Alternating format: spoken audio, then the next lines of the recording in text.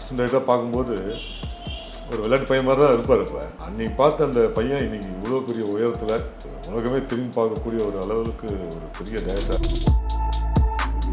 சரி, படம் ஃபுல்லாக நம்ம பார்க்கும்போது இது வந்து எல்லாமே வந்து ரியலிஸ்டிக்காக தான் இருந்தது. ஃபோர்ட்டு, கோவில், இந்த காட்டுக்குள்ளே இருக்கிறது எல்லாமே ரியலிஸ்டிக் தான். இந்த மலை மேலே ஒரிஜினல் மலை மேலேயே தான் செட்டே போட்டாங்க. ஒரு ஊருக்கு ரோட்டில் போவோம், அந்த ஊர்லேருந்து மண் ரோட்டில் காட்டுக்குள்ளே போவோம், அதுக்கப்புறம் மலை மேலே போவோம். அந்த ரோட்லாம் கூட இவங்களே போட்டாங்க இந்த படத்துக்காக.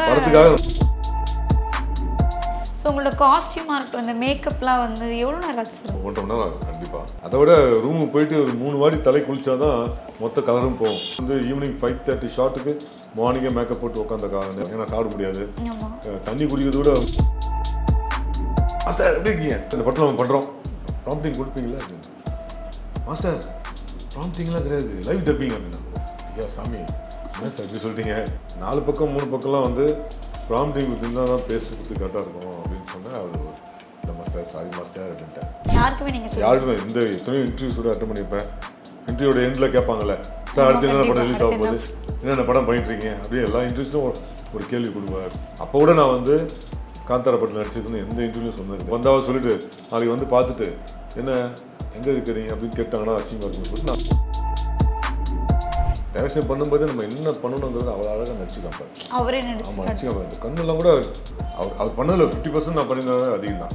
அது பார்க்கும்போது நமக்கு அப்படியே ஒரு பயமாக இருக்கும். கிளைமேக்ஸ் காட்சியில் சாமி வந்தவருக்கு அப்படி இது பண்ணுவார்ல, யூனிட்டே அப்படியே பிரிண்ட் ஆஃப் சைலண்ட் ஆச்சு. அந்த அளவுக்கு அப்படி அவர் அந்த வாய்ஸுக்கும் அவர் அந்த பக்தி உண்மையிலே உள்ளே போனால்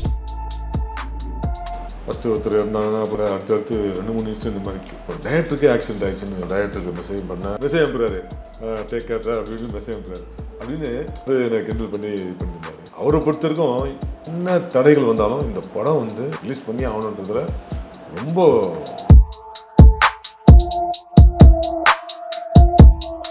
ஃப்ரைடே ஃபேக்ஸ் நேயர்களுக்கு வணக்கம். இன்னைக்கு நம்ம கூட வந்து சம்பத் ராம் சார் இருக்காரு. வணக்கம் சார்.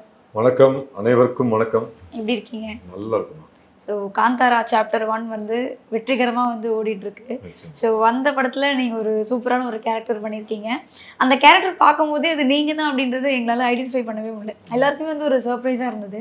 ஸோ இந்த படத்தில் ஒர்க் பண்ண எக்ஸ்பீரியன்ஸ் பற்றி சொல்லுங்கள் சார். உண்மையிலே இந்த படத்தில் வந்து ஒரு லாங் ஜேர்னின்னு சொல்லலாம். ஏன்னா நான் 2004-05 நினைக்கிறேன். ஸோ அந்த பீரியடில் முதல்ல ஒரு கன்னட படத்தில் நடிக்க போகிறேன். சைனைட் அப்படிங்கிற ஒரு கன்னட படம். அந்த படத்தோடைய கேமராமேன் சார் வந்து நம்ம ரத்னவேல் சார். நிறைய படங்கள் பண்ணியிருப்பாங்க தமிழில், பெரிய கேமராமேன் அவர்.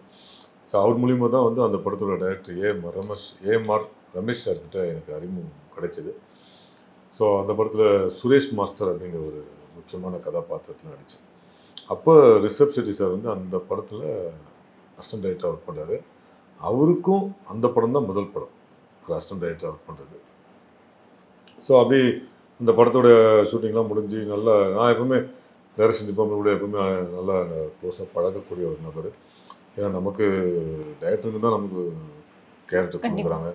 ஸோ அதனால் எப்பவுமே நான் அந்த ஃப்ரெண்ட்ஷிப்பை மெயின்டைன் பண்ணிட்டு இருப்பேன்.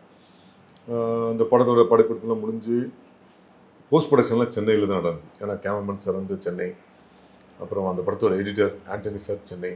ஸோ அதனால் போஸ்ட் ப்ரொடக்ஷன் எல்லாமே வந்து இங்கே தான் நடந்தது. நான் வந்து அப்போது டீனரில் இருக்கும்போது டீனரில் தான் குடியிருந்தேன் ஒரு 10-15 வருஷம். அந்த பீரியடில் தான் வந்து அவங்க போஸ்ட் ப்ரொடக்ஷனுக்காக சென்னை வரும்போது டீனரில் தான் அவங்களும் டைரக்ஷன் டீமும் தங்கியிருந்தாங்க. டைரக்டர் நம்ம ரிஷப் ஷெட்டி சார் எல்லாருமே. ஸோ அப்போ எங்கள் வீட்டுக்கிட்டே வாக்கபிள் டிஸ்டன்ஸில் தான் அவங்க வீடு இருந்து அவங்க தங்கியிருந்த ஹோட்டல் இருந்ததுனால தினமும் போய் டைரக்டர் பார்ப்பேன், இவங்களுக்கு போய் பார்ப்பேன். அப்போ இன்னும் அந்த நட்பு இன்னும் கொஞ்சம் நெருக்கமாச்சு. அப்போ அந்த பீரியடில் நம்ம அவர் ரிஷப் ஷெட்டி சார் பொறுத்தவரைக்கும் சென்னை வந்து அப்போது புதுசுன்னு நினைக்கிறேன். ஸோ நான் ஈவினிங்கில் போய் பார்த்துட்டு எங்கேயா போகணுன்னு நான் தான் என் காரில் அப்போ நான் சாண்டோ வச்சுருந்தேன், கூட்டு போவேன் வருவேன். ஸோ அப்புறம் வீட்டுக்கெலாம் கூட வந்திருக்காரு. அது வீட்டுக்கு வந்ததை விட எனக்கு ஞாபகமே இல்லை, வெளியே சுற்றினதான் ஞாபகம் இருக்குது. பட் அவர் எங்கள் வீட்டுக்கு வந்தாருன்றது எனக்கே ஞாபகம் இல்லை. இந்த படத்தோடைய ஃபஸ்ட் டே ஷூட்டிங் அப்போ நடுவில் இது சொல்லி ஆகணும்னு நினைக்கிறேன். அதனால தான் நம்ம ஜெயராம் சார்கிட்ட என்னை இன்ட்ரடியூஸ் பண்ணுறாரு அன்னைக்கு ஃபஸ்ட் டே ஷூட்டிங் அப்போ. அப்போ நான் பிளாக் மேக்கப்போட தான் உள்ளே போகிறேன் செட்டுக்குள்ளே. இந்த மேக்கப்போட தான் போகிறீங்க. இன்ட்ரெஸ்ட் பண்ணேன் சார். சம்பத்ராம் அது இன்னும் நல்லா தெரியுமே, மாளிகைப்புறம் மலையாள படத்தில் சூப்பராக வில்லெல்லாம் பண்ணியிருந்தது, கலைக்கிருந்தது. எங்கள் வீட்டில் எல்லாருமே அவருக்கு ஃபேனு. அப்போ இவர் வந்து டைரக்டர் சொல்கிறார் அவர்கிட்ட, சார் இவர் சென்னை இப்போ நான் அஸ்டிமேட்டாக இருக்கும்போது சென்னை போனோன்னா இவர் தான் சார் நம்மளை கூட்டிட்டு சுற்றுவார். அவர் வீட்டுக்கெலாம் போயிருக்கேன். சப்பாத்தியும் தக்காளி சட்னியும் அவங்க ஒய்ஃப் செஞ்சு போட்டாங்க, சூப்பராக இருந்துச்சு. உங்கள் வீட்டில் அது ரொம்ப ஃபேமஸ் அப்படி சொன்னோன்னே எனக்கு வீட்டுக்குலாம் வந்திருக்காரு அவர். அப்போ தான் எனக்கே அந்த தோணுச்சு. ஸோ அந்த மாதிரி அந்த பீரியடில் வந்து 2004 2005 இந்த சைனைட் படத்துடைய போஸ்ட் ப்ரொடக்ஷனுக்காக வரும்போது அவர் கூட நெருக்கமாக பழகக்கூடிய ஒரு வாய்ப்பு கிடச்சிது. அதுக்கப்புறம் வீரப்பன் அட்டகாசா அப்படிங்கிற ஒரு திரைப்படம் வந்து எடுக்கும்போது அதே டைரக்டர் இவரும் அதில் வந்து ஒரு சின்ன கேரக்டர் பண்ணுறாரு, ப்ளஸ் அசிஸ்டன்ட்டாகவும் ஒர்க் பண்ணுறாரு. அப்போது இன்னும் கொஞ்சம் பழகக்கூடிய நேரம் கிடைச்சிது. கட் பண்ணால் ஒரு 4-5 வருஷம் 10 வருஷம் இருக்குன்னு நினைக்கிறேன். பெல் பாட்டம் அப்படிங்கிற ஒரு படத்தில் அவர் ஹீரோவாக பண்ணி பெரிய ஹிட்டு கண்டத்தில். அந்த படத்தோட தமிழ் ரீமேக்கில் நான் வந்து வில்லனாக பண்ணுறேன், போலீஸ் கேரக்டர். அப்போ நான் அவர் ஃபோன் பண்ணி விஷ் பண்ணேன், சார் படம் பார்த்தேன் சார் சூப்பர். அதுக்காக தான் அந்த படம் பார்க்குறேன். படம் பார்த்தேன் சார், சூப்பராக இருந்தது, ரொம்ப அற்புதமாக பண்ணியிருந்தீங்க, ரொம்ப சந்தோஷம் சார், நீங்கள் வந்து இவ்வளோ பெரிய ஹீரோ அங்கே கண்டத்தில் ஆகிருக்கும்போது எனக்கு ரொம்ப சந்தோஷம். அவரும் தேங்க்ஸ் மாஸ்டர் சொன்னார், அந்த கேரக்டர் நல்ல கேரக்டர், நல்லா பண்ணுங்க அப்படின்னு அவரும் என்னை வாழ்த்தினார். அன்ஃபார்ச்சுனேட்லி அது வந்து தமிழில் இன்னமும் ரிலீஸ் ஆகலை, படப்பிடிப்பு முடிஞ்சு ரிலீஸ் ஆகலை இன்னும். இப்போ கிருஷ்ணா சார் தான் ஹீரோ, சத்யசிவா சார் தான் டைரக்டர் அந்த படத்தில். அதுக்கப்புறம் வந்து காந்தாரா பார்த்தேன். நான் உண்மையிலே ரொம்ப மிரண்டு போயிட்டேன்ப்பா. அந்த கடைசி ஒரு 20 நிமிஷம் காந்தாராவில் வந்து அப்படி ஒரு வைபு கொடுத்துருந்தாரு. ஆனால் எப்படி போட்டு மிரட்டாரு சொல்லிட்டு, சரி அவர் ஒரு டைரக்டர் ஆவார் அப்படிங்கிற ஒரு எண்ணம் ஆல்ரெடி இருந்தது எனக்கு. அவ்வளோ சின்சியராக ஒர்க் பண்ணவர் தான் அவர். ஒரு ஹீரோ ஆனது ரொம்ப ரொம்ப சந்தோஷப்பட்டேன். ஆனால் இதில் வந்து மிரட்டி இருந்தார் காந்தாராவில். எனக்கு உடனே ஃபோன் பண்ணி, சார் படம் பார்த்தா சூப்பராக இருந்தது, வாழ்த்துக்கள் சார், மிரட்டிங்க அப்படின்னு சொல்லிட்டு வாழ்த்து சொன்னேன். அவரும் சரின்னு சொன்னார். இதுக்கப்புறம் கட் பண்ணால் காந்தாரா சாப்டர் 1 படத்துடைய ஃபர்ஸ்ட் லுக் டீசர் வந்து வெளியிடுறாங்க. அதை பார்த்து உண்மையிலே ஆடி போயிட்டேன். என்ன ஒர்க்கு, என்ன சிஜி, அவரோட கெட்டப் என்ன, பார்க்கும்போதே நமக்கே புல்லரிச்சு போச்சு எனக்கு. அப்புறம் சரி ரொம்ப பிஸியாக இருப்பாங்கன்னு சொல்லிட்டு நான் மெசேஜ் மட்டும் பண்ணேன். Hi sir, just saw your Kantara chapter 1 title introduction teaser, real it is super sir, telecast I want to be a part of this film அப்படின்னு ஒரு மெசேஜ் தான் போட்டேன். ஏன்னா அது வரைக்கும் நான் வந்து அவருடைய வாய்ப்பு கிடையாது கிடையாது. அந்த போஸ்டர் ரிலீஸ் பண்ணதுக்கு அப்புறம் தான் நீங்கள் அந்த ஃபர்ஸ்ட் மெசேஜ் அவருக்கு இல்லை, இத்தனை அது முன்னாடி பெல் பட்டம் பண்ணார். அதுக்கப்புறம் அவர் பெரிய டைரக்டர் ஹீரோ ஆகிட்டான்னு தெரியும். இருந்தாலும் நான் வாய்ப்பு கிடையாது நடிக்க. பட் இதை பார்த்தோன்னா இந்த படத்தில் நம்ம நடிச்சே ஆகணும் அப்படின்ற ஒரு எண்ணத்தில் நான் வந்து அவருக்கு மெசேஜ் அனுப்புகிறேன். அவர் உடனே ஒரு வாரத்துலேயே அவர் கால் பண்ணுறாரு. மாஸ்டர் வணக்கம் மாஸ்டர். அதே இந்த குழந்தை தோன்றார். அப்போவே வந்து ரொம்ப இன்னசென்ட்டாக தான் பேசுவார். ஒர்க்கில் வந்து ரொம்ப சின்சியராக இருப்பார். ஸோ அதே இன்னசென்ஸோட, அதே ஸ்மைலிங் ஃபேஸோட, அதே புன்முருளோட, அந்த சிரிச்ச இதோட மாஸ்டர் எப்படி இருக்கீங்க அப்படின்னு கேட்கும் போதே எனக்கு அவ்வளோ சந்தோஷமாக இருந்தது. இன்றைக்கி இந்தியா முழுக்க வாண்டட் ஒரு டைரக்டர், வாண்டட் ஒரு ஹீரோ, அவர் நம்மக்கிட்ட இப்படி பேசுகிறாருன்னு ரொம்ப ஆச்சரியமாகவும் சந்தோஷமாக இருந்தது. மாஸ்டர் இந்த படத்தில் நம்ம பண்ணுறோம், ஆடிஷன் மட்டும் வந்துடுங்க அப்படின்னாரு. ரொம்ப ஹாப்பி, சரி போகலாம் அப்படின்னு சொல்லிட்டு நானும் ஆடிஷன் போனேன். கூப்பிட்டாங்க இங்கேருந்து மேங்களூர் ஏர்போர்ட்டு, அங்கேருந்து ஒரு 2 hours பை காரு குந்தாப்பூர், அங்கே தான் வந்து செட்லாம் போட்டிருந்தாங்க. செட்டு மீன்ஸ் ஃப்ளோர் எல்லாம் அங்கே தான் கட்டியிருந்தாங்க. இதுக்காகவே கட்டினாங்க. இந்த படத்துக்காகவே ஒரு ரெசார்ட் வந்து அங்கே ஆல்ரெடி அங்கே ரெசார்ட் இருக்குது, அங்கே தான் தங்குவோம் நாங்கள்லாம். அந்த ரெசார்ட்டுக்குள்ளே காலி இடத்துல ஒரு 2 ஃப்ளோர் கட்டியிருந்தாங்க ஷூட்டிங்காக. ஸோ அங்கே தான் நமக்கு ரிஹர்சல்லாம், ஐ மீன் ஆடிஷன்லாம் பண்ணாங்க. நான் வந்து ஒரு 4 பக்கத்துக்கு டைலாக் கொடுத்தாங்க கன்னடத்தில். அப்படியே சொன்னாங்க, எல்லாத்தையும் சொன்னாங்க, நானும் கேட்டுக்கிட்டேன். சார் உங்களுக்கு ஆடிஷனே வந்து கன்னடம் தான் பேசுவாங்க. ஆமாம் சார், ப்ராம்ப்டிங் கொடுப்பீங்களா அப்படின்னு. மாஸ்டர் ப்ராம்ப்டிங்லாம் கிடையாது, லைவ் டப்பிங் அப்படின்னா. ஐயா சாமி என்ன சார் இப்படி சொல்லிட்டீங்க, நான் வந்து மலையாளம்லாம் பண்ணியிருக்கேன், ஏன் கன்னடத்துல எவ்வளோ பண்ணியிருக்கோம், நம்ம சைனட்லாம் பண்ணும்போது 2 லைன் 3 லைன் தான் நானே பேசியிருப்பேன். பட்டு 4 பக்கம் 3 பக்கம்லாம் வந்து ப்ராம்ப்டிங் கொடுத்தீங்கன்னா தான் பேசுறதுக்கு கரெக்டாக இருக்கும் அப்படின்னு சொன்னேன். அவர் இல்லை மாஸ்டர், சாரி மாஸ்டர் அப்படின்ட்டார். என்னடா ரொம்ப போச்சு, சரி ட்ரை பண்ணுவோம்னு சொல்லிட்டு ஒரு ½ டே முட்டி மோதி எப்படியோ 4 பக்கத்து மடவாள் பண்ணுறேன். அப்புறம் ஆடிஷன் வைக்கிறாங்க, ஸ்டக் ஆகுது, ஆடிஷன் வைக்கிறாங்க, ஸ்டக் ஆகுது. அப்புறம் எனக்கு ஃப்ளைட் ரிட்டன் டிக்கெட் வேறு அன்றைக்கே போட்டாங்க. ஸோ அது வேறு டைம் ஆயிடுச்சு. என்னடா பண்ணுறதுன்னு பார்த்தா அப்புறம் அவரே வந்துட்டு சரி மாஸ்டர் நீங்கள் கிளம்புங்க, நான் பார்த்துக்கலாம் அப்படின்னு சொல்லிட்டு அனுப்பிச்சி வச்சிட்டாங்க. அவ்வளோதான். சரி, இவ்வளோ பெரிய படத்தில் வந்து எத்தனையோ பேர் ஆடிஷன் பண்ணியிருப்பாங்க. அது அந்த ஆடிஷன் பண்ணதுலேயே எத்தனை பேர் நல்லா பண்ணியிருப்பாங்க. அந்த நல்லா பண்ணவங்கள யார் நல்லா பண்ணியிருப்பாங்க, யார் நல்லா இருக்காங்க, யார் பெட்டராக இருக்காங்கன்னு சொல்லிட்டு தான் சூஸ் பண்ணுவாங்க.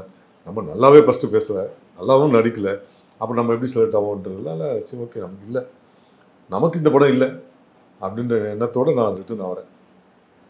வருத்தத்தோட அவர்கிட்ட சாரி சொல்லிட்டு, சாரி சார் ஒரு வாய்ப்பு கொடுத்தீங்க, நான் நல்லா பயன்படுத்தி இல்லைம்மா சார் நீங்கள் போங்க நான் இப்போ சொல்கிறேன் அப்படின்னா. வித்தின் ஏ வீக் மறுபடியும் மேனேஜர் ஃபோன் பண்ணி, சார் லுக் டெஸ்ட்டுக்கு வர முடியுமா? நான் நினச்சேன் என்னடா நம்ம இந்த படத்தில் இல்லைன்னு நினச்சோம், மறுபடியும் லுக் டெஸ்ட் வர கூப்பிட்றாங்க. சரி ஓகே, ரொம்ப ஹாப்பி ஆயிடுச்சு எனக்கு. சரி ஏதோ கூப்பிட்றாங்கன்னு சொல்லிட்டு நம்ம ஓகே ஆகிட்டும் போலுக்கு அப்படின்னு சொல்லிட்டு நானும் கிளம்பி போகிறேன். போனால் ஃபுல் பிளாக் மேக்கப் போட்டு எனக்கு அப்பாவை பண்ணவர், எனக்கு பையனாக பண்ணவர், அவங்களோடலாம் காம்பினேஷன் வச்சு எனக்கு என் ஒய்ஃபாக பண்ணுறவங்க, இப்படி எல்லாமே காம்பினேஷன் வச்சு எல்லாருக்கும் மேக்கப் போட்டு ஸ்டில் ஷூட் பண்ணுறாங்க, லுக் டெஸ்ட்லாம் பண்ணுறாங்க. எல்லாம் ஓகே ஓகேன்னு சொல்கிறாங்க. அப்புறம் கிளம்பும்போது எல்லாம் மேக்கப்பெல்லாம் கழிச்சிட்டு அது அன்றைக்கும் அதே மாதிரி தான் ஈவினிங் ஃப்ளைட்டு. கிளம்பும்போது அசன்டேட் இருக்குது கேட்குறேன், சரி சார் அன்றைக்கி ஆடிஷன் பண்ணுமா அதே கேரக்டரா இல்லை இது வேறு கேரக்டரா? ஏன் இல்லை மாஸ்டர் இது வந்து வேறு கேரக்டரு, இல்லை டைலாக் வந்து கம்மியாக தான் இருக்கும், ஆனால் நல்லாயிருக்கும் அவங்க கேரக்டரு, பண்ணுங்கள் நல்லாயிருக்கும். ஓகே இல்லை நான் எதுவும் கொடுத்தாலும் பண்ண போகிறேன் சார், இருந்தாலும் கேட்டுக்கிறேன், அப்போ தான் தெரியும் இது வேறு கேரக்டர் அப்படின்னு. அப்போ நீங்கள் அந்த டப்பிங் கொடுத்தது வேறு கேரக்டர், ஆடிஷன் பண்ணது வேறு கேரக்டர். நீங்கள் படத்தில் பார்த்தீங்கன்னா அவர் கூடவே ஒரு 4-5 கேரக்டர் இருக்கும் அந்த ஊரில். அதில் பெரிய தாடி வச்சுன்னு ஒருத்தருப்பார், அந்த கேரக்டர் தான் நான் ஆடிஷன் பண்ண கேரக்டர். அதில் நிறைய டைலாக்ஸ் இருக்கும். அவர் மாமான்னு கூப்பிடுவார் அவரை, படத்தில் வந்து ஹீரோவுக்கு மாமாவாக நடிச்சிருப்பார் அவர். ஸோ அந்தளவுக்கு அது நான் படம் பார்க்கும்போது தான் நினச்சேன், அந்த கேரக்டர் பண்ணி தான் நம்ம முகமும் முழுசாக இருந்திருக்கோம். ஸோ இன்னும் கொஞ்சம் நமக்கு பெட்டர் எக்ஸ்போஷர் கிடச்சிருக்கோன்னு. பட் இதுவும் ஒன்றும் கெட்டு போகல. இந்த படத்தில் வந்து எவ்வளோ மேக்கப்பு ஃபுல் பிளாக்காக போட்டிருந்தாலும் அந்த கண்ணையும் என் வாய்ஸையும் வச்சு நிறைய பேர் கண்டுபிடிச்சிட்டாங்க. அதுவும் முக்கியமாக அந்த கிளைமேக்ஸ் கேட்சில் 100% கண்டுபிடிச்சி நிறைய பேர் எனக்கு ஃபோன் பண்ணுறதாகட்டும். நேற்று கோயிலுக்கு போகும்போது ஒரு ஃபேமிலியோடு வந்து கை கொடுத்து வாழ்த்து சொல்லிட்டு போனாங்க. ஏன்னா மேக்கப் நான் கூட தெரியாது யாருக்கும், நம்ம எப்படி வெளியே சொல்கிறது அப்படிங்கிறதுக்காகவே இந்த படப்பிடிப்பு, இந்த படம் ரிலீஸுக்கு முன்னாடி வரைக்கும் யாருக்குமே சொல்லவே இல்லை. யாருக்குமே இந்த எத்தனையோ இன்டர்வியூஸோட அட்டன் பண்ணியிருப்பேன். இன்டர்வியூட எண்டில் கேட்பாங்கல்ல, சார் அடுத்து என்னென்ன படம் ரிலீஸ் ஆகும்போது என்னென்ன படம் பண்ணிட்டுருக்கீங்க அப்படின்னு எல்லா இன்டர்வியூஸும் ஒரு கேள்வி கேட்பாங்க. அப்போ கூட நான் வந்து காந்தார படத்தில் நடிச்சிருக்கேன்னு எந்த இன்டர்வியூ சொன்னது கிடையாது. கன்னடத்தில் ஒரு படம் 2 படம், ஆச்சரியம் 1 படம் போயிட்டுருக்கு, 2 படம் பண்ணிகிட்ருக்கேன். தெலுங்கில் இது பண்ணுறேன், மற்ற எல்லா படமும் பேர் சொல்லுவேன். இந்த படத்தை பற்றியும் கன்னடத்தில் 2 படம் பண்ணுறேன், அதான் சொல்லுவேன். ஒரு சர்ப்ரைஸாகவே வச்சுட்டு. ஆமாம், ஏன்னா எனக்கே வந்து என்னென்னா நம்மளை கண்டுபிடிப்பாங்களா, நான் வீட்டில் கூட சொல்ல, நான் 1 மாதம் முன்னாடியே சொன்னேன், சார் நமக்கு தெரியுமா சார், எல்லாம் நம்ம வந்தாவ சொல்லிட்டு நாளைக்கு வந்து பார்த்துட்டு என்ன எங்கே இருக்கிறீங்க அப்படின்னு கேட்டாங்கன்னா அசிங்கமாக இருக்குன்னு சொல்லிட்டு நான் யார்கிட்டையும் சொல்லலை. அந்த October 2 release, October 1 premier show போடுறாங்க, பத்திரிகைகளெல்லாம் பார்க்குறாங்க. அதில் ஒரு சில நண்பர்கள் எனக்கு இருக்காங்க, அவங்களாம் ஃபோன் பண்ணி சம்பாத் நல்லா கேட் பண்ணியிருக்கீங்க, சூப்பராக இருக்குது, படம் சூப்பர் ஹிட் அப்படின்னு சொன்ன பிறகு தான் அன்றைக்கி அக்டோபர் 1 மிட் நைட்டு 12:10 தான் நானே வந்து என்னோடய ஃபேஸ்புக்கில் இன்ஸ்டாவில் ஃபஸ்ட் டைம் வந்து நானே இந்த படத்தில் நடிச்சிருக்கேன்னு சொல்லிட்டு போடுறேன். அது வரைக்கும் நான் வந்து சொல்லவும் இல்லை, எதுலையுமே போஸ்ட் பண்ணவும் இல்லை. அதுக்கப்புறம் எல்லாருக்கும் நான் அனுப்பிச்சேன். படம் வந்து சூப்பர் ஹிட்டுன்னு பேர் வந்தோடனே எல்லாருக்கும் அனுப்பிச்சேன். எல்லோரும் பார்த்துட்டு ரொம்ப வியந்து பாராட்டினாங்க. உண்மையிலே மறக்க முடியாத ஒரு அனுபவம் இந்த படம். ரொம்ப அற்புதமான ஒரு கேரக்டரில் நடிக்க வச்சதுக்காக இந்த நேரத்தில் வந்து ரிசப்ஷனிஸ்டாக தான் நான் மிகப்பெரிய ஒரு நன்றி சொல்லுவேன். ஸோ உங்களோட காஸ்டியூமாக இருக்கட்டும், இந்த மேக்கப்லாம் வந்து எவ்வளோ நேரம் ஆச்சு சார் இந்த மேக்கப் போடுறதுக்கே? சார் மேக்கப் வந்து இன்னமும் ஒரு 1.5 மணி நேரம் ஆகும் கண்டிப்பாக. ஏன்னா அது இங்கே போடுறது கொஞ்சம் நுணுக்கமாக பண்ணணும். இங்கெல்லாம் கூட அப்படியே ஃபேஸுக்கு தான் மெயினாக இது பண்ணுவாங்க. அது ஒரு லேயர் மாதிரி ஒரு மாஸ்க் மாதிரி ஒட்டுவாங்க முதல்ல, அதை ஒட்டிட்டு அதுக்கப்புறம் அப்படியே வரைவாங்க. மற்றபடி மேக்கப் நம்ம முகத்துக்கு போகிறோம் இல்லையா, அதே மாதிரி பிளாக் மேக்கப் போட்டு ஃபுல்லாக டாப் டு பாட்டம் வந்து போடுவாங்க. அது ரிமூவ் பண்ணுறதுக்கும் ஆமாம், அதுக்கு ஒரு 1 மணி நேரம் ஆகும். அதை விட ரூமுக்கு போயிட்டு ஒரு 3 வாட்டி தலை குளிச்சாதான் மொத்த கலரும் போகும். அப்படியே கருப்பு ஆறு ஓடும் அப்படி அந்த மாதிரி. சரி, ஆக்சுவலாக நமக்கு எப்பவுமே வந்து ஒரு விஷயத்த கஷ்டப்பட்டு செஞ்சது தான் உங்களுக்கு வந்து அது வந்து ரொம்ப கஷ்டமாக தெரியும். இஷ்டப்பட்டு செய்யும்போது நமக்கு ஒரு ஆத்மாத்மா செய்யும்போது அது வந்து நமக்கு சந்தோஷம் தான் போகும். ஸோ அதனால் நமக்கு வந்து எப்போவுமே இந்த படத்தில் வந்து நமக்கு இன்னும் எத்தனை நாள் ஷூட்டிங் கூடுவாங்கன்ற ஒரு எண்ணம் தான் வரும். அந்த அளவுக்கு வந்து எல்லாருடைய உழைப்பும் பார்க்கும்போது எல்லாருமே வந்து அவ்வளோ கான்ஃபிடண்ட்டாக இந்த படத்தில் ஒர்க் பண்ண எல்லாருமே வந்து டைரக்டர் மட்டும் இல்லை, அது கடைசி அசிஸ்டன்ட் டைரக்டர், கடைசி லைட் மேனு, கடைசி ஜூனியர் ஆர்டிஸ்ட்டு, கடைசியில் இருக்கிற எல்லா மக்களும் ஒர்க்கர்ஸுமே சரி இந்த படத்து மேலே அவ்வளோ கான்ஃபிடென்ட்டாகவும் ரொம்ப ஈடுபாடோடவும் ஒர்க் பண்ணாங்க. டைரக்டர் மேலே அவ்வளோ நம்பிக்கையாக இருந்தது. ஆல்ரெடி ஒரு ஹிட் ப்ராஜெக்ட்டு, இந்த ப்ராஜெக்டில் இருக்கோம் அப்படிங்கிறதே பெரிய ஒரு கௌரவமான விஷயம், ஒரு பெருமையான விஷயம் அப்படின்னு நினச்சி ஒவ்வொருத்தரும் பண்ணாங்க. ஸோ அந்த பாசிட்டிவ் வைப் வந்து அங்கே இந்த டே ஒன்லேருந்து நான் கண்கூடாக பார்த்தாங்க. ஸோ அது ஒவ்வொருத்தருக்கிட்டையும் தெரிஞ்சுது. அந்த மேக்கப் கூட சும்மா ஏதோ போட்டோம் மேக்கப்பு அப்படின்லாம் போட மாட்டாங்க. ரொம்ப உன்னிப்பாக பார்த்து பார்த்து பார்த்து பார்த்து நம்மளை வந்து போடுவாங்க. இந்த மேக்கப் கலைக்கிறது கூட அவ்வளோ அக்கறையாக சும்மா ஏதோ கிளம்ப அவசரத்தில் அப்படியே அப்படியே பண்ணிட்டு போகலாம் அப்படின்லாம் இருக்கலாமே, முழு ஈடுபாடோட எல்லாமே பண்ணதுனால அந்த ரிசல்ட்டும் அதுக்கேற்ற மாதிரி நல்ல ஒரு ரிசல்ட்டு. நீங்கள் வந்து இந்த படத்தில் வந்து ஒரு 2-3 இடத்துல வரீங்க, கிளைமேக்ஸில் தான் உங்களுடைய மெயினாகவே இருக்கும். ஸோ அப்படி இருக்கும்போது நீங்கள் எத்தனை வாட்டி இந்த மூவிக்கு வந்து ஷூட்டிங் போயிருக்கீங்க? ஆக்சுவலாக நான் கடந்த ஒரு வருஷமாக இந்த படம் ரிலீஸ்க்கு முன்னாடி ஒரு வருஷமாக இந்த படத்துக்கு ஷூட்டிங் போயிருக்கேன். படம் ரிலீஸுக்கு ஜஸ்ட் ஒரு 1.5 மாதம் முன்னாடி கூட ஒரு ஷெட்யூல் போயிட்டு தான் வந்தேன். ஸோ மாதம் 1 நாள் 2 நாள் 3 நாள் இப்படி தான் கூப்பிடுவாங்க. அந்த மேக்கப் வந்து மறுபடியும் நீங்கள் போட்டுகிட்டே இருப்பீங்க? ஆமாம், சரி தினமும் போடணும். அந்த அந்த மேக்கப் போட்டு நீங்கள் உட்காரது கஷ்டம், ஏன்னா உட்காரடெல்லாம் அழுக்காயிடும், நமக்கு பிளாக் ஆகிடும். ஸோ அதை போட்டுட்டுனா படுக்கிறதுக்கு மீன் கேரளில் சும்மா படுத்து ரெஸ்ட்லாம் கூட எடுக்க முடியாது. ஸோ அது ஒன்ஸ் போட்டாச்சுன்னா அப்படியே கம்முன்னு சில மாதிரி உட்காந்துக்கணும். ஷார்ட்டு கூப்பிட்டாங்கன்னா ஸோ சம்டைம்ஸ் வந்து ஈவினிங் 5:30 ஷார்ட்டுக்கு மார்னிங்கே மேக்கப் போட்டு உட்காந்த மேக்கப் போட்டு உட்கார வச்சிருவோம். அவங்க ஃபஸ்ட்டு அப்படி தான் பண்ணாங்க. அதுக்கப்புறம் சரி ரொம்ப சிரமமாக இருக்குதுன்னு அவங்களே உணர்ந்து ஷார்ட்டு இப்போ ஈவினிங்னா மத்தியானம் சாப்பிட்டு முடிச்சுட்டு பிறகு மேக்கப் போடுவாங்க. ஏன்னா சாப்பிட முடியாது, தண்ணி குடிக்கிறது கூட ரொம்ப கஷ்டமாக இருக்கும். ஸோ அதனால் ஸ்டாவ் வச்சு தான் உறிஞ்சி குடிப்பேன். ஸோ அந்த மாதிரி சிரமம்லாம் இருந்ததுனால ஷார்ட் இருக்குன்னா மட்டும் தான் எனக்கு வந்து மேக்கப் போடுவாங்க. மோஸ்ட்லி எனக்கு கூப்பிட்டாங்கன்னா ஷார்ட் இருந்தால் தான் கூப்பிடுவாங்க, இல்லை சும்மாலாம் கூப்பிட்டு அப்படியே ஒரு சில நாட்கள் ஷார்ட் வராமையும் இருந்திருக்கு. டைம் இருக்காது, டைம் முடிஞ்சிட்ருக்கோம், மேக்கப் கொண்டாடு கட்டாயம் இருக்கும். ஸோ அந்த மாதிரிலாம் சில நாள் நடந்திருக்கு. ஸோ மற்றபடி ரொம்ப ஒரு சுவாரஸ்யமான ஒரு அனுபவம். ஸோ ரிஷப் ஷெட்டி சார் பற்றி நீங்கள் நிறைய விஷயங்கள் சொன்னீங்க. அவர் ஒரு டேரக்டராகவும் ஆக்டராகவும் வந்து அந்த இடத்துல எப்படி அவர் மேனேஜ் பண்ணார், அவர் எப்படி மாறி மாறி? ஆக்சுவலாக நான் வந்து ஒர்க் பண்ணது எல்லாமே வந்து ஜெயராம் சார் ஹீரோயின் இவங்க காம்பினேஷன் தான் மேக்ஸிமம் ஒர்க் பண்ணியிருப்பேன். கிளைமேக்ஸில் மட்டும்தான் வந்து டைரக்டர் மீன் ரிஷப் ஷெட்டி சார் ஒர்க் பண்ணுது. ஸோ மற்ற எல்லா காட்சிகளுமே அவர் வந்து என்னை டைரக்ஷன் தான் பண்ணார். டைரக்ஷன் பண்ணும்போது நம்ம என்ன பண்ணணுங்கிறது அவ்வளோ அழகாக நடிச்சு காப்பார். அவரே ஆமாம், நடிச்சு காப்பார். கண்ணெல்லாம் கூட அவர் பண்ணதில் 50% நான் பண்ணியிருந்தேன் அதிகம் தான். அது பண்ணும்போது அது பார்க்கும்போதே நமக்கு அப்படியே ஒரு பயமாக இருக்கும். அந்த மாதிரி அந்த எக்ஸ்பிரஷன் வந்து அதெல்லாம் ஒரு காட்ஸ் கிஃப்ட்டு. ஏன்னா அவருக்கு வந்து அது இயல்பாகவே நல்லா வருது அது. ஸோ அந்தளவுக்கு அது நல்லா அழகாக என்னை வேலை வாங்கினேன்னு தான் சொல்லுவேன். ஸோ டைரக்ஷன் பண்ணும்போதும் கிட்டத்தட்ட ஒரு 500-1000 பேர் 2000 பேர் கிட்டத்தட்ட இருப்பாங்க ஸ்பாட்டில். எல்லாரையுமே வந்து அவங்கவுங்க மொழியில், ஏன்னா எல்லா மொழிக்காரங்களும் அங்கே இருந்ததுனால அவங்கவுங்க மொழியில் எல்லா லாங்குவேஜும் கொஞ்சம் தெரியும் அவருக்கு. அவங்கவுங்க மொழியில் அதை புரிய வச்சு எல்லாருமே என்னென்ன பண்ணணுங்கிறத கரெக்டாக விளக்கி சொல்லி அப்படி தான் ஒரு ஷாட்டும் அவர் எடுப்பார். ரெண்டாவது யாரையும் திட்டி நான் பார்த்ததே கிடையாது. அவர் எல்லாரையுமே ஈக்குவலாக ட்ரீட் பண்ணி ரொம்ப அன்பாக பேசி தான் வந்து நான் பார்த்துருக்கேன். அப்படி தான் டைரக்ஷன் பண்ணுறாரு.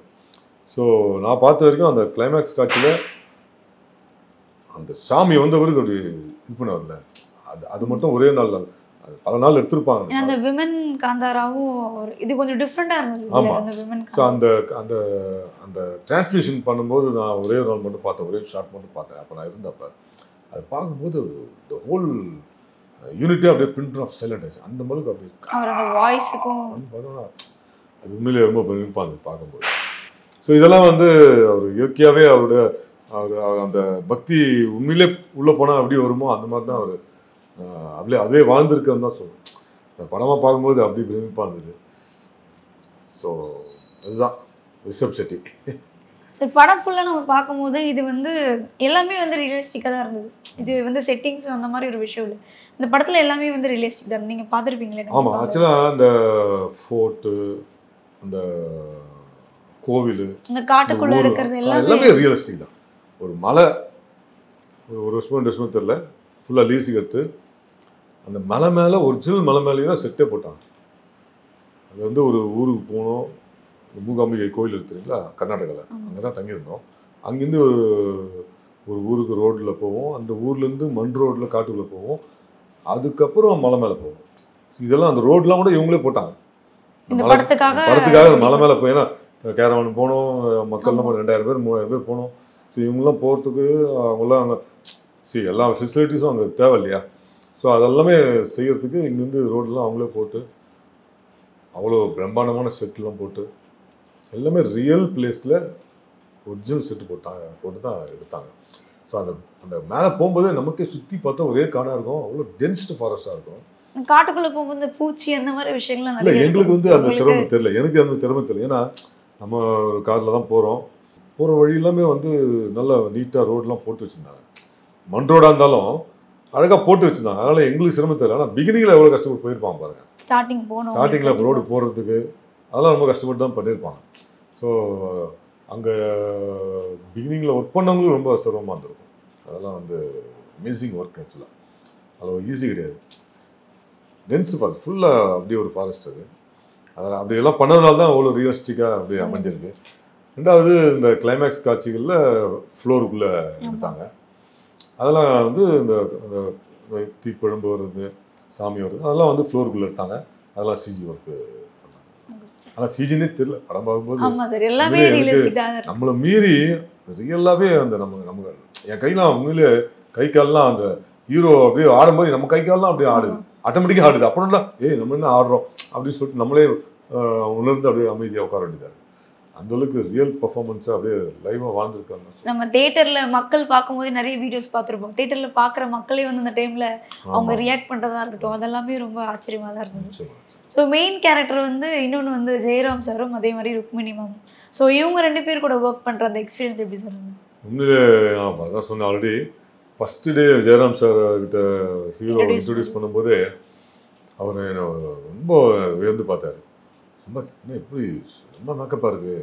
டைரக்டர் சொன்ன உடனே, சார் மாளிகைபுரத்தில் என்ன கலக்கிருக்கு தெரியாது எனக்கு சம்பத்ராமன் அப்படின்னு சொல்லி உடனே அவங்க ஒய்ஃபுக்கு வீடியோ கால் போட்டு, ஏய் பாருங்க யார் தெரியுதா அவங்க அப்படின்னு பார்த்தாங்க.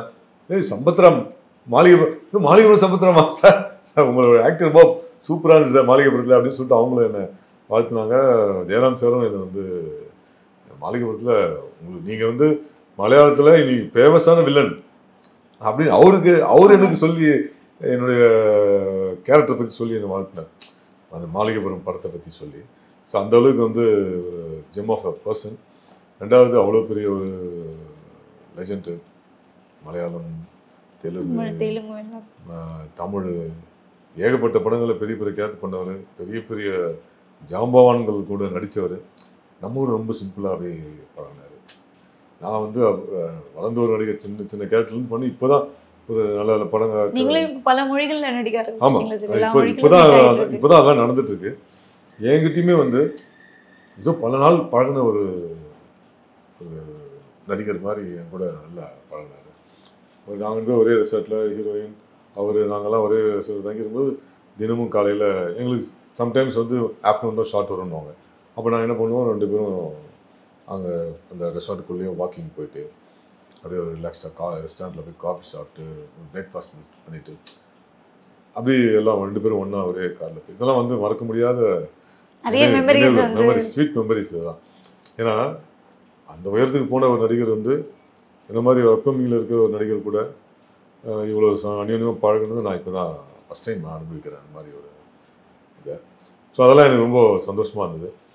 ஸோ இந்த நேரத்தில் ஜெயராம் சாருக்கும் ரொம்ப பெரிய நன்றி சொல்லுவோம். அது படம் பார்த்துட்டு அவர் வாய்ஸ் மெசேஜ் அனுப்பிச்சார். படம் பார்த்தோன்னே ஆக்சுவலாக நான் வந்து அக்டோபர் 1ஆம் தேதி நான் வந்து கோவா போயிட்டேன். நான் பாஸ்கெட் பால் பிளேயர். நான் இப்போவும் ஆடிட்டுருக்கேன், 40 இயர்ஸாக இப்போவும் ஆடிட்டுருக்கேன். All India masters basketball டோர்னமெண்ட்டுக்காக நான் கோவா போயிட்டேன். 1 to 6 வந்து அங்கே தான் இருந்தேன். நான் படமும் பார்க்கல. ஆக்சுவலாக ஃபஸ்ட்டு படம் பார்க்கல. 7ஆம் தேதி சென்னை வந்த பிறகு தான் நான் படமே பார்த்தேன். ஸோ அங்கேயும் என்னால் பார்க்க முடியல. டோர்னமெண்ட் ரெகுலர் தினமும் மேட்ச் இருந்ததுனால என்னால் போக முடியல. அதுவும் எல்லா டீமோடு போயிருந்ததுனால என்னால் தனியாகவும் போக முடியல. படம் ரிலீஸ் ஆன உடனே அப்போ எனக்கு மெசேஜ் வந்தது அவருக்கு தான்.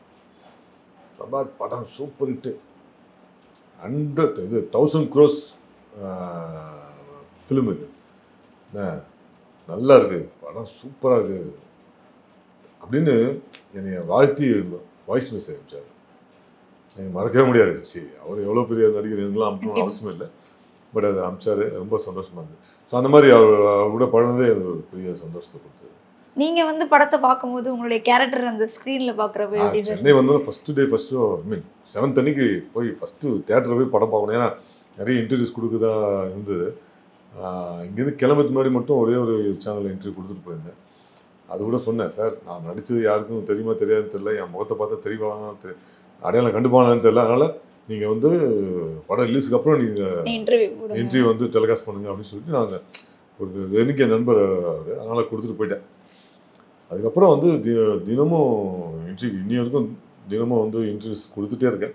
அவ்வளோ சேனல்ஸ்லேருந்து YouTube channels, main TV channels, அப்படி நிறைய பேர் வந்து கூப்பிட்டு கொடுத்துட்டே இருக்காங்க, கேட்டுகிட்டே இருக்காங்க. ஸோ அது வந்து அந்தளவுக்கு அந்த கேரக்டர் வந்து அவங்க மனசில் வந்து பதிஞ்சிருக்கு. அடையாளம் கண்டுபிடிக்க முடியாத அளவுக்கு அந்த மேக்கப் இருந்தாலும் அதையும் வந்து மக்களுக்கு கொண்டு போய் சேர்த்துருக்காங்க நம்ம மீடியா நண்பர்கள். ஸோ அந்த வகையில் வந்து எனக்கு ஃபஸ்ட் டைம் படம் பார்க்கும்போது அந்த தேட்டர்லேயே நிறைய பேர் என்னை கண்டுக்கிட்டு, சார் நீங்கள் தான் டவுட்லேயே தான் கேட்டாங்க, நீங்கள் தான் ஆமாம் சார், ரொம்ப பாராட்டிட்டு போனாங்க. ஸோ அந்த ஃபஸ்ட்டு டைம் நான் படம் பார்க்கும்போது அதை உணர்ந்தேன் நான். சரி, நம்ம நினச்ச மாதிரி பேச அடையாளம் கண்டுக்க மாட்டாங்கன்னு நினச்ச மாதிரி இல்லை, கண்டுக்கிறாங்க தெரியுது அப்படின்னு. அது முக்கியமாக அந்த கிளைமேக்ஸ் காட்சியில் தான் எல்லாருமே வந்து சொன்னது.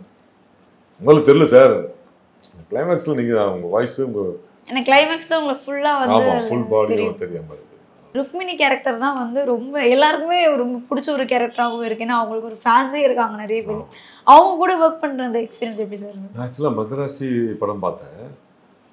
அதை பார்த்துட்டு இவங்க நேரில் பார்க்கும்போது இவ்வளோ ஒரு அப்படியே ஒரு பயங்கரமான சேஞ்சாக தெரியுது அப்படின்னு தோணுச்சு. பார்க்கும்போதே சும்மா பலன்னு பியூட்டிஃபுல் உமன் சொல்லலாம். அந்த அளவுக்கு வந்து அந்த லைட்டிங்கே அந்த படத்தோட பார்த்துருப்பீங்க, லைட்டிங்கே வந்து அந்த எல்லோஷாக இருக்கும். இவங்க வர கலர் பயங்கர ஃபேரு, அந்த லைட்டுக்கும் அந்த அவங்க ஸ்கின் டோனுக்கும் அப்படி டிக் கொடுக்கும். அவ்வளோ ஒரு பியூட்டிஃபுல் உமன், பியூட்டிஃபுல் பர்ஃபார்மர். அதை வந்து அந்த கேரக்டர் அப்படியே அழகாக உள்வாங்கி அந்த மெஜஸ்டிக் லுக் அந்த பாடி லாங்குவேஜ்லேயே கொண்டு வந்து போகும். அந்த ஒரு அந்த பார்க்கும்போதே அந்த ராணின்றதை நம்ம உணர்வோம். அவங்க பார்க்கும்போது அந்த ஒரு நமக்கு அந்த எண்டிங்கில் தான் ஒரு ட்விஸ்டோட வச்சுருக்காங்க. அது கேரக்டர். பட் ரொம்ப அந்த கேரக்டர் வந்து நல்லா உள்வாங்கி நல்லா பண்ணியிருந்தாங்க, பர்ஃபார்மன்ஸ் பண்ணியிருந்தாங்க. பழகுவதற்கும் ரொம்ப சிம்பிள் அண்ட் நீட்டான ஒரு ஆர்டிஸ்ட்டு. ரொம்ப அழட்டிக்க மாட்டாங்க. அந்த கேரக்டருக்கு என்ன தேவையோ அதை பண்ணுவாங்க. மற்றவங்கள்ட்ட பேசுறதும் சரி, அந்த ரொம்ப ரிசர்வ்டும் கிடையாது. சில பேர் இருப்பாங்க இல்லையா, கொஞ்சம் ஆட்டிடியூடு, அந்த ஆட்டிடியூடு ஒரு நாள் கூட அவங்க பிஹேவியரில் பார்த்ததே இல்லை. என்கிட்ட மட்டும் இல்லை, எல்லா கூடயுமே வந்து ரொம்ப நல்லா பழகக்கூடியார். ஸோ அந்த கேரக்டர் ரொம்ப பொருத்தமாக இருந்தாங்க. டைரக்டர் வந்து அவ்வளோ அழகாக அவங்களையும் அழகாக ஒவ்வொரு காட்சிகளும் 4 டேக் 5 டேக் பண்ணால் கூட வந்து சொல்லி அவங்க இப்படி பண்ணுங்க அப்படி பண்ணுங்கன்னு சொல்லி. உண்மையிலே டைரக்டர் வந்து உண்மையிலே அவர் நான் அசிஸ்டன்ட் டைரக்டராக பார்க்கும்போது ஒரு விளையாட்டு பையன் மாதிரி தான் இருப்பார். இப்போ அன்னைக்கு பார்த்த அந்த பையன் இன்னைக்கு இவ்வளோ பெரிய உயரத்தில் ஒரு உலகமே திரும்பி பார்க்கக்கூடிய ஒரு அளவுக்கு ஒரு பெரிய டைரக்டராக இருக்காங்கும்போது ரொம்ப சந்தோஷமாக இருக்கும். ஸோ நான் எது சொல்லணும்னா, இவங்க எல்லாரையுமே வந்து இவங்கெல்லாம் நிறைய படங்கள் பண்ணியிருந்தாலும், ஜெயராம் சார் ஆகட்டும், ருக்மணி மேடம் ஆகட்டும், மற்ற நடிகர்கள்லாம் வந்து நிறைய பேர் புதுசாக நடித்தவங்களாம் நிறைய பேர் இருப்பாங்க. எல்லாருக்குமே வந்து ரிகர்சல் நிறைய கொடுத்துருக்காங்க, இன்க்ளூடிங் ஹீரோயின் கூட. இல்லை, ரிகர்சல் அட்டம் பண்ணாதது நான் ஒன்று ஜெயராம் சார் மட்டும்தான் இருப்பாங்கன்னு நினைக்கிறேன். நானும் ஜெயராம் சார் தவிர மற்ற எல்லாருமே ரிகர்சல் அட்டம் பண்ணிருக்காங்க, இன்க்ளூடிங் ஹீரோயின். ஸோ அந்தளவுக்கு எல்லாருக்குமே ட்ரைனிங் கொடுத்து, ஃபைட்டு, நடிப்பு எல்லாத்துக்கும் ட்ரைனிங் கொடுத்து அழகாக வேலை வாங்கிக்காரு. ஸோ டைரக்டரோட அந்த டைரக்ஷன் இருந்ததுனால தான் அவங்களோட நடிப்பும் வந்து அந்த அளவுக்கு வெளிப்பட்டுருக்கு நான் நம்புறேன். ஸோ அடுத்தது வந்து சாப்டர் 2க்கு எக்ஸ்பெக்ட் பண்ணலாமா? அதில் உங்களுக்கு எந்த மாதிரி கேரக்டர்ஸ் இருக்கும்? ஆக்சுவலாக இந்த படம் ஒரு ஆரம்ப ஒரு நாள் 2 நாள் முடிஞ்சோடனே மாஸ்டர் ஃபுல் பிளாக் மேக்கப் போட்டோம், அடுத்த படத்தில் வந்து உங்களுக்கு நல்ல முகம் தெரிகிற மாதிரி நல்ல ஒரு கேரக்டர் பண்ணலாம் மாஸ்டர் அப்படின்னு அவர் சொன்னார். கடைசி நாளும் அந்த வார்த்தையை சொல்லி தான் அனுப்பிச்சார்.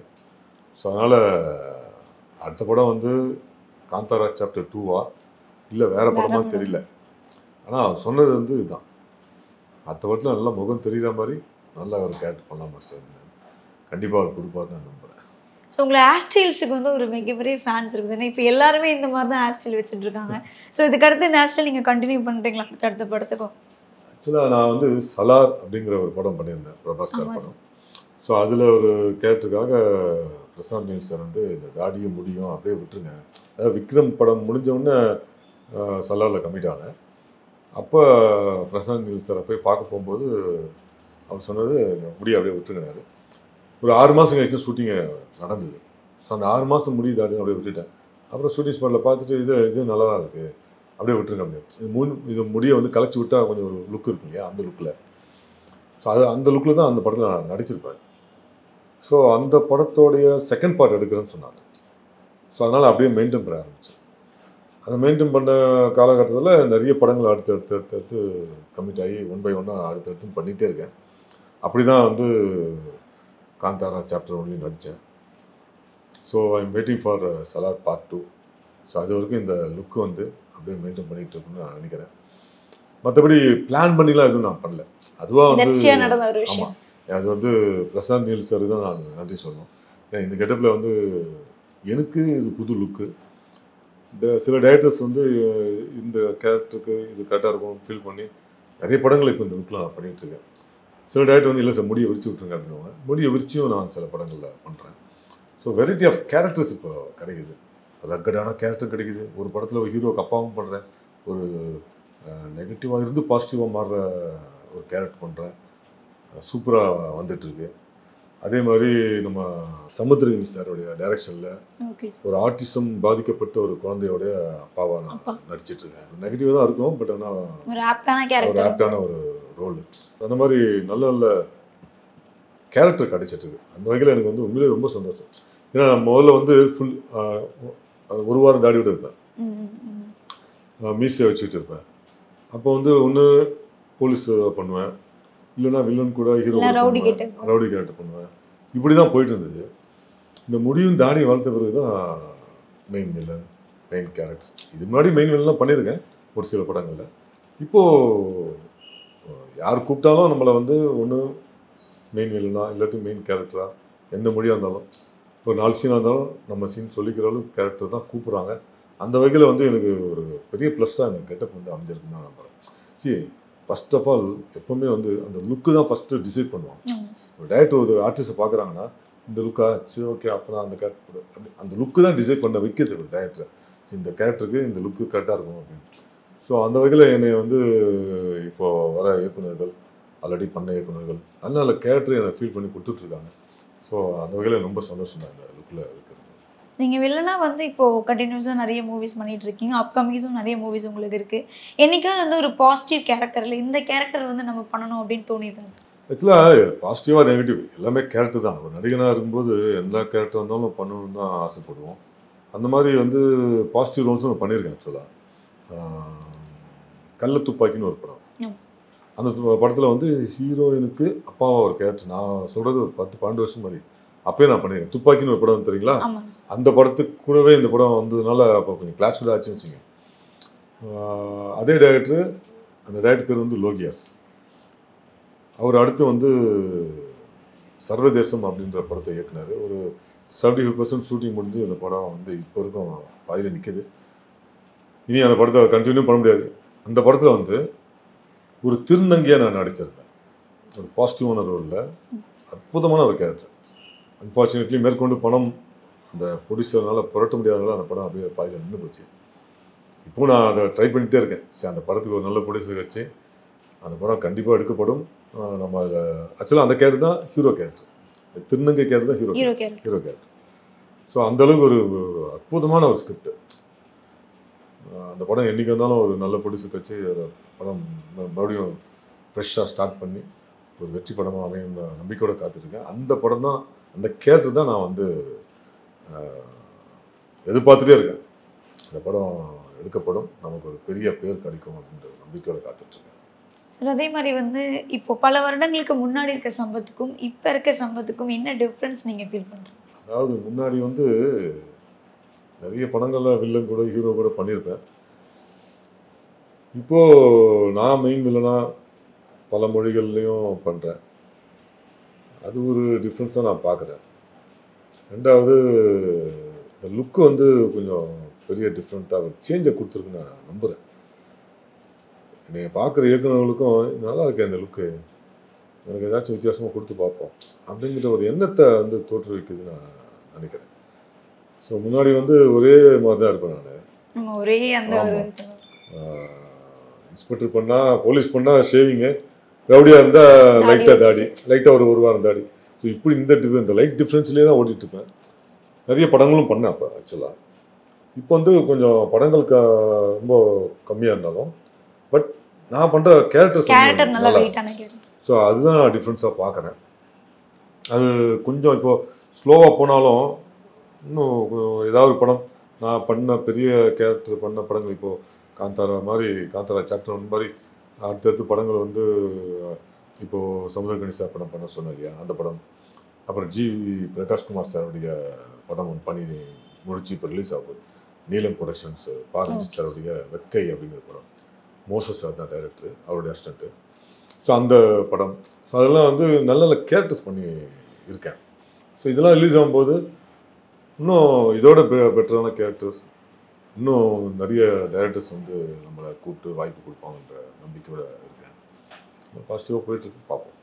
ஸோ எல்லாரோட சக்ஸஸ்லேயும் வந்து ஒரு பர்சன் நம்மளுக்கு எப்பவுமே ஒரு சப்போர்ட்டிவாக இருப்பாங்க. ஸோ அந்த சப்போர்ட்டிவ் பர்சன் யார் சார் உங்களோட லைஃப்? சரி, இன்னும் ஒரே ஆள் சொன்னோம்னா தப்பாயிடும். பல பேர் என்னை சப்போர்ட் பண்ணியிருக்காங்க, நண்பர்கள், உறவினர்கள், எல்லாத்துக்கும் மேலே வந்து என்னோடய ஒய்ஃப்னு சொல்லலாம். ஏன்னா அவங்க தான் வந்து தொடர்ந்து நம்மளை ஸ்டேபிளாக வச்சுருக்கிறதுக்கு அவங்க தான் காரணம். என் குழந்தை வந்து 1.25 வயசு இருக்கும்போது என் ஒய்ஃப் வேலைக்கு போக ஆரம்பித்தாங்க.